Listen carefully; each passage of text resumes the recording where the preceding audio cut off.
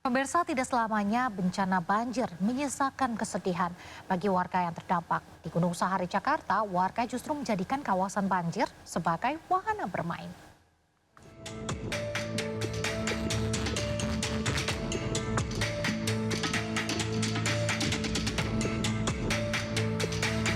Akibat cuaca ekstrim di sejumlah wilayah di Indonesia, banjir melanda permukiman warga hingga jalanan yang membuat aktivitas warga terganggu.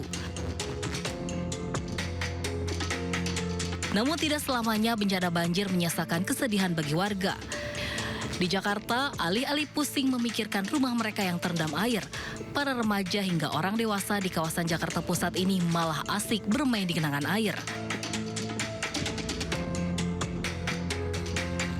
Tidak hanya di Jakarta, sejumlah emak-emak di Pekalongan, Jawa Tengah juga asik berenang di depan rumah mereka saat banjir tinggi.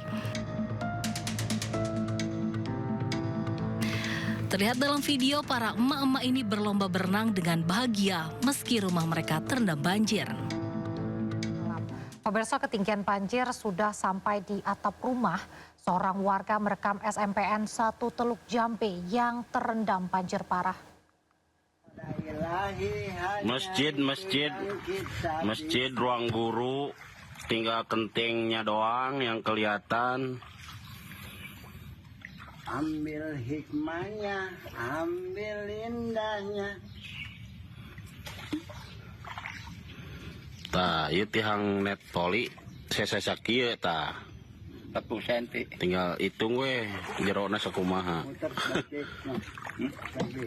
Aya kabel untung kalinya. Aya kalapang. Kali itu beriling. Kalau di talat kabel. Ita. Bos saya tadi, bos saya. Kayu.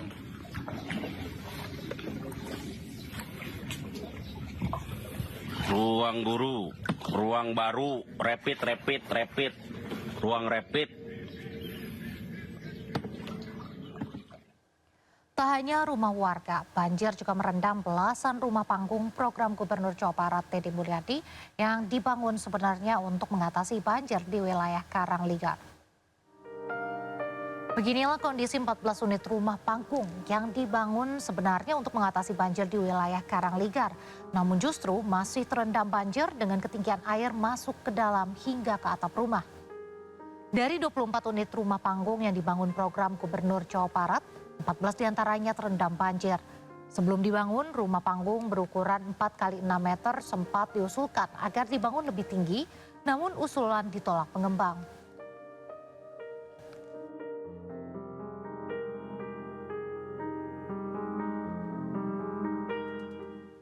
Sementara itu, pemirsa, seorang warga yang rumahnya kebanjiran hingga harus bertahan di lantai 2 merekam momen unik. Di tengah situasi banjir, penjual tahu bulat tetap menjajakan dagangannya.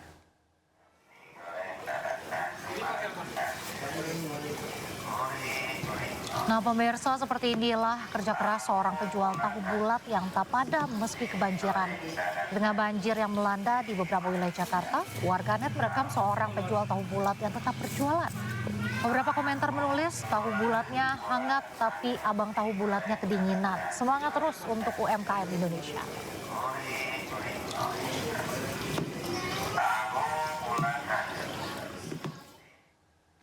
Pemirsa, helikopter yang membawa Raffi Ahmad oleng dan nyaris jatuh. Angin kencang hingga kabut tebal membuat pesawat yang ditumpangi Raffi nyaris jatuh.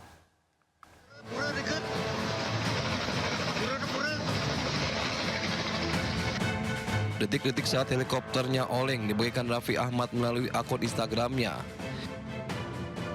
Saat itu, Raffi bersama pengusaha asal Bali, Gusti Ngurah Anim, terbang menggunakan helikopter menuju Bali Utara. Bahaya nih, bahaya. Aduh, Pak, selamat ratu perkara pura dikit. Pura. Kabut tebal dan angin kencang membuat pesawat yang ditumpangi Raffi dan rombongan oleng, bahkan nyaris jatuh.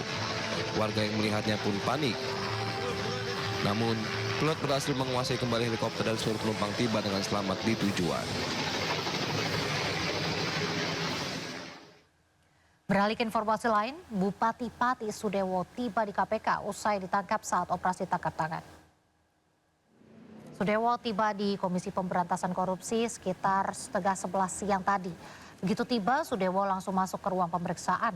Selain Sudewo, ada 15 orang lain yang ikut diamankan. Sudewo tertangkap tangan oleh penyidik KPK berkaitan dengan dugaan jual beli jabatan perangkat desa di Kecamatan Jaken, Kabupaten Pati.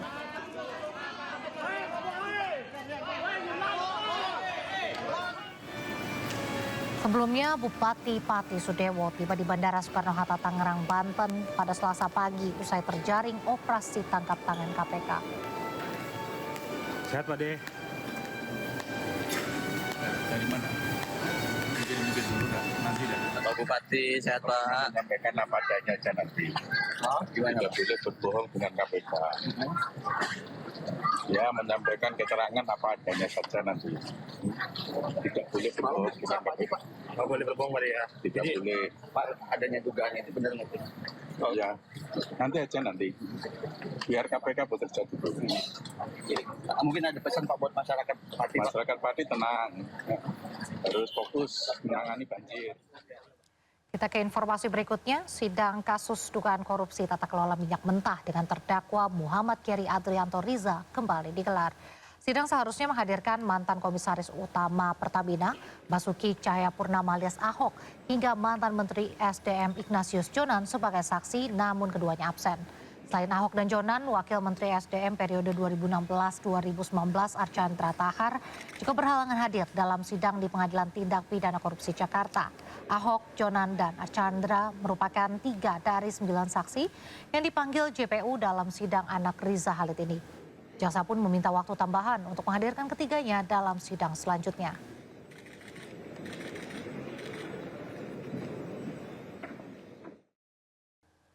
Meski tak dihadiri Ahok, Jonan, dan Archandra, sidang kasus korupsi tata kelola minyak mentah tetap berjalan dengan menghadirkan sejumlah saksi. Salah satunya mantan Direktur Utama PT Pertamina, Nike Widiawati.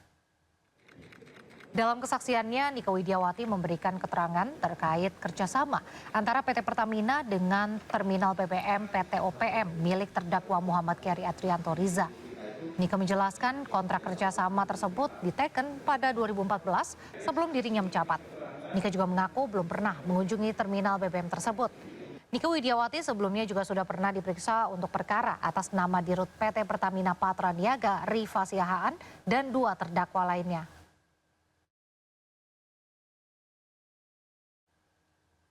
Pemirsa, PT MNC Vision Networks Tbk bersama MNC Peduli dan Metropolitan Mall Bekasi menggelar kegiatan donor darah yang diikuti oleh pengunjung dan karyawan mall. Kegiatan yang bekerja sama dengan PMI Kota Bekasi dan Kabupaten Subang ini merupakan bentuk kepedulian sesama serta mendukung pemenuhan stok darah nasional. Para pengunjung dan karyawan Metropolitan Mall Bekasi, Jawa Barat sangat antusias mengikuti aksi donor darah. Kegiatan ini digelar PT MNC Vision Network Tbk bersama MNC Peduli yang berkolaborasi dengan PMI Kota Bekasi dan Kabupaten Subang serta Metropolitan Mall Bekasi. Kegiatan donor darah ini juga menjadi bentuk kepedulian dalam membantu sesama, khususnya bagi masyarakat yang membutuhkan darah. Saya lihat tidak hanya pengunjung, tapi juga para penjaga-penjaga toko ikut berpartisipasi. Begitu melihat mereka langsung masuk dan daftar. Jadi ini kegiatan yang amat sangat bagus. Kalau bisa lebih dikembangkan lagi, bisa mencapai jangkauan Cikarang, Cilengsi, Cibubur, dan sebagainya. Terima kasih kepada MNC Vision Network dan MNC Peduli atas kolaborasi dan kerjasama yang sangat luar biasa dengan Metropolitan Mall Bekasi. Ada target sekitar 250 kantong darah dan saya yakin bisa tercapai. Aksi kemanusiaan yang diinisiasi MNC Vision Network dan MNC Peduli ini juga untuk membantu memenuhi kebutuhan stok donor darah nasional, khususnya di Kota Bekasi, Jawa Barat. Ini sangat memudahkan masyarakat Bekasi untuk bisa berpartisipasi donor darah di Metro Bekasi. Lalu tentunya terima kasih kepada MNC Peduli, MNC Vision Network, serta Metro Bekasi karena sudah mengadakan kegiatan yang sangat positif untuk warga Bekasi. Aksi nyata dari PT MNC Vision Network Tbk bersama MNC Peduli ini diharapkan dapat terus hadir memberikan manfaat dan berdampak positif bagi kehidupan masyarakat. Dari Bekasi, Jawa Barat, Rahmat Hidayat, iNews melaporkan.